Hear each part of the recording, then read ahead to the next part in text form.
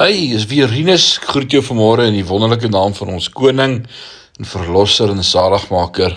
Lekker om vandag weer saam met jou te kuier. Vanmôre wil ek vir jou sê, prioritiseer die woord. Hoor wat sê Lukas 5 vers 37 en 38. En niemand gooi nuwe wyn in ou wynsakke nie. Die nuwe wyn sal die ou wynsakke laat bars en die wyn uitstort en die wynsakke vernietig. Nuwe wyn moet in nuwe wynsakke gegooi word. Nuwe wyn kan nie in ou wynsakke gegooi word nie. Want wanneer die nuwe wyn begin gis, kan die ou verharde struktuur nie daarmee saam buig nie. Wat veroorsaak dat die wynsak bars en die nuwe wyn verlore gaan. Net so, wanneer mense probeer om iets van 'n nuwe begin van die Here in 'n ou struktuur te plaas, blus hulle nie net die wyn van die Gees nie, maar blaas hulle ook die struktuur in die proses uitmekaar.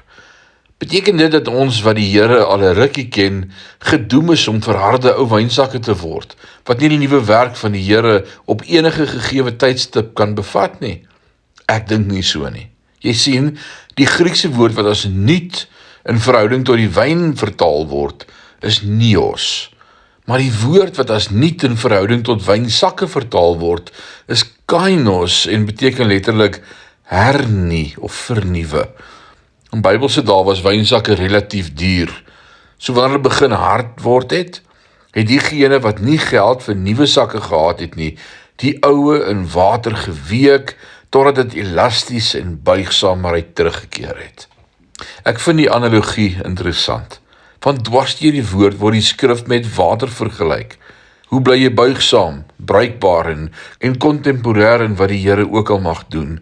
Beide korporatief en persoonlik. Week nie in tradisionalisme of denominasialisme nie, maar in die woord.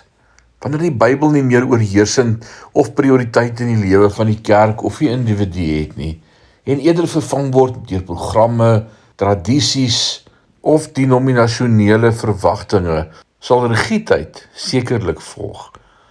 As jy aan die ander kant die woord die prioriteit van jou lewe en die klem van jou bediening maak, sal dit 'n versagtende, vernuwende effek op jou hê. As jy vasbeslote is om in die woord te week, sal jy voortdurende vernuwing ervaar, nuwe ontdekkings, nuwe begrip, voortdurende versagting. En die Here sal in staat wees om voortdurend 'n vas voorraad van die wyn van sy Gees in jou lewe te giet. Mag ek en jy toelaat in hierdie dag dat die Here ons harte nuut maak vir sy werk. Die Here seën jou. Amen.